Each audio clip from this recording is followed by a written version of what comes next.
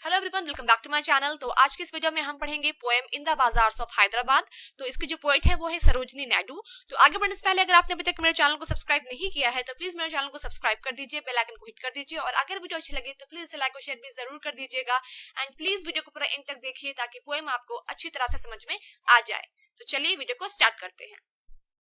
Sarojini Naidu was a renowned freedom fighter and poet. तो सरोजनी नायडू जो थी वो एक प्रसिद्ध फ्रीडम फाइटर और पोएट थी। ये पोएट तो थी और साथ ही साथ इन्होंने आजादी की लड़ाई में भी भाग लिया था।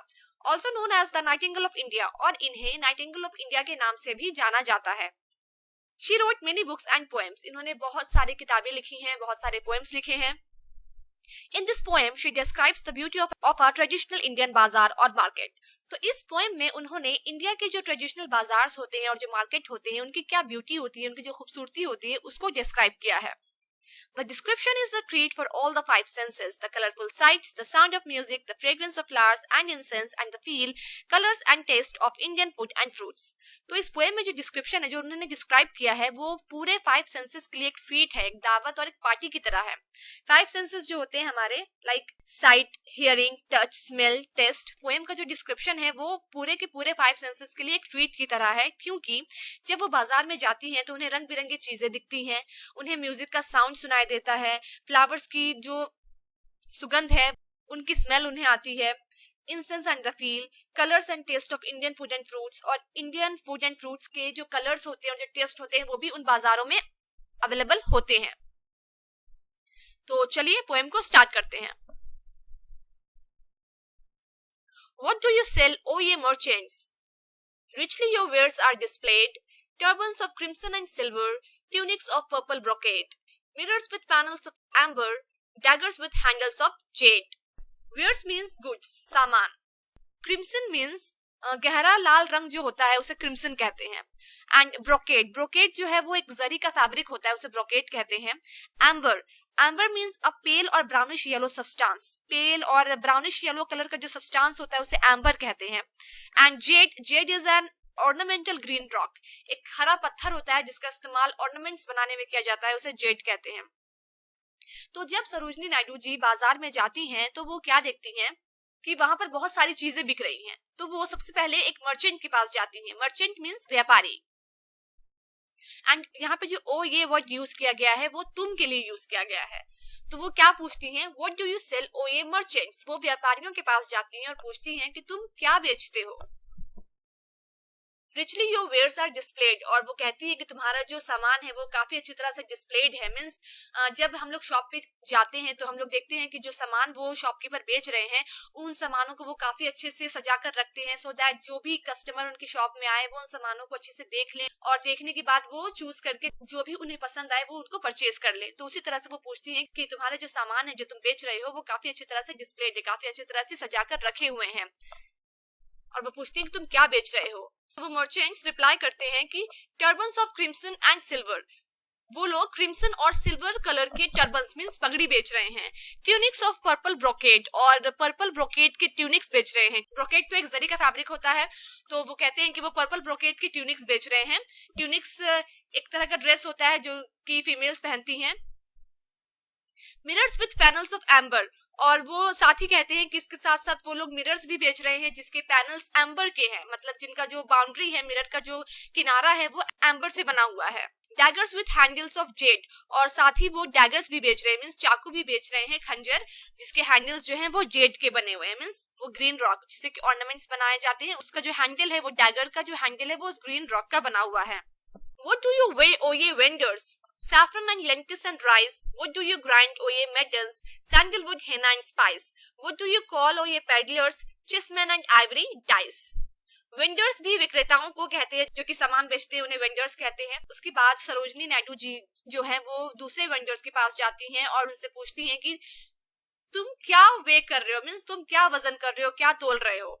तो वो जवाब में बोलते हैं कि saffron and lentils and rice, means केसर, मसूर की दाल और चावल, हम ये सब तोल रहे हैं, ये सब वजन कर रहे हैं। व्हाट डू यू ग्राइंड, ओ ये मेडन्स। मेडन्स मतलब होता है, मेडन्स कुंवारी लड़कियों को कहते हैं। तो फिर उसके बाद वो मेडन्स के पास जाती हैं और पूछती हैं कि तुम लोग क्या पीस रही हो, क्या ग्राइंड कर रही हो, मीन्स क्या पीस रही हो। तो वो लोग रिप्लाई करती हैं कि सैंडलवुड, हेना एंड स्पाइस, हम लोग चंदन, मेहंदी और मसाले जो है वो पीस रहे हैं। उसके बाद सरोजनी नायडू जी जो है वो पेडलर्स के पास जाती है। पेडलर्स किन्हें कहते हैं? जो कि जिनका कोई अपना शॉप नहीं होता, जो कि जगह जगह पर घूम घूम कर सामान बेचते हैं, उन्हें पेडलर्स कहते हैं। तो उसके बाद वो पेडलर्स के पास जाती है और पूछती है कि तुम क्या बोल रहे हो, तुम क्या बेच रहे हो। तो वो कहते हैं चेसमैन एंड आइवरी डाइस। चेसमैन मतलब शतरंज का जो खेल होता है उसमें जो मोहरे होते हैं उसे चेसमैन कहते हैं, और आइवरी डाइस मींस हाथी दांत के जो पासे होते हैं उसे आइवरी डाइस कहते हैं। तो वो पेडलर्स कहते हैं कि हम चेसमैन और आइवरी डाइस बेच रहे हैं। What do you make, O ye goldsmiths? Wristlet and anklet and ring, bells for the feet of blue pigeons, frail as a dragon fly's wing, girdles of gold for the dancers, scabbards of gold for the king. तो girdles means belts or cords worn around the waist, means कमर में जो पहना जाता है belt या फिर cord, उसे girdles कहते हैं। मतलब जो कमरबंद होता है, जो कि कमर में पहना जाता है, उसे गर्डल्स कहते हैं। एंड स्कैबर्ड होता है शीत मतलब मयान, जिसके अंदर खंजर या फिर तलवार को रखा जाता है, उसे स्कैबर्ड कहते हैं। तो उसके बाद सरोजनी नायडू जो है वो जाती हैं गोल्ड स्मिथ के पास, मीन सोनार के पास, और उनसे पूछती हैं कि तुम क्या बना रहे हो। तो वो रिप्लाई में बोलते हैं कि wristlet and anklet and ring. Wristlet means जो कलाई में पहने जाती है, ब्रेसलेट टाइप की, उसे रिस्टलेट कहते हैं। तो वो कहते हैं कि हम लोग रिस्टलेट बना रहे हैं, एंकलेट मीन्स पायल बना रहे हैं, और रिंग यानी कि अंगूठी बना रहे हैं। Bells for the feet of blue pigeons, frail as a dragon fly's wing. और आगे वो कहते हैं कि हम लोग ब्लू पिजन के फीट के लिए बेल्स भी बना रहे हैं, जो कि एक ड्रैगन फ्लाई के विंग की तरह फ्रेल होता है। मीन्स जितना मुलायम और जितना नाजुक एक ड्रैगन फ्लाई का विंग होता है, बिल्कुल उतना ही नाजुक और उतना ही मुलायम ये बेल्स होता है, जो कि हम लोग ब्लू पिजन्स की फीट के लिए बना रहे हैं। And girdles of gold for the dancers, scabbards of gold for the king. और डांसर्स के लिए हम लोग गर्डल्स बना रहे हैं, कमरबंद बना रहे हैं, और वो कमरबंद किसका है? गोल्ड का है, ठीक है, गर्डल्स ऑफ गोल्ड। और साथ ही राजा के लिए हम लोग गोल्ड के स्कैबर्ड्स बना रहे हैं, गोल्ड के मयान बना रहे हैं, सोने के मयान। What do you cry, O ye fruitmen, citron, pomegranate and plum? What do you play, O musicians, sitar, sarangi and drum? What do you chant, O magicians, spell for the eons to come? उसके बाद सरोजनी नायडू जो है वो जाती है फ्रूटमैन के पास, means फल वाले के पास, और उनसे पूछती हैं कि तुम क्या चिल्ला रहे हो। तो वो रिप्लाई में कहते हैं सिट्रन। सिट्रन means any citrus fruit like a lemon और एन ऑरेंज। लेमन और ऑरेंज की तरह कोई भी जो सिट्रस फ्रूट होता है उसे सिट्रॉन कहते हैं। तो वो रिप्लाई करते हैं फ्रूटमैन कि हम लोग सिट्रॉन, पोमेग्रेनेट और प्लम बेच रहे हैं। पोमेग्रेनेट मींस अनार एंड प्लम मींस बेरियां। तो हम लोग ये सब बेच रहे हैं। उसके बाद सरोजनी नायडू जो है वो जाती हैं म्यूजिशियंस के पास और पूछती हैं कि तुम क्या बजा रहे हो, तुम क्या प्ले कर रहे हो। तो वो लोग कहते हैं कि हम लोग सितार, सारंगी और ड्रम बजा रहे हैं। उसके बाद वो जाती है मैजिशियंस के पास और वो पूछती है कि तुम क्या चैंट कर रहे हो, मींस तुम क्या राग अलाप रहे हो, क्या गुनगुना रहे हो। तो वो लोग कहते हैं spells for the years to come. Years means indefinite and very long period of time, means अनिश्चित कालीन, जिसका समय कुछ निश्चित ना हो, अनिश्चित हो।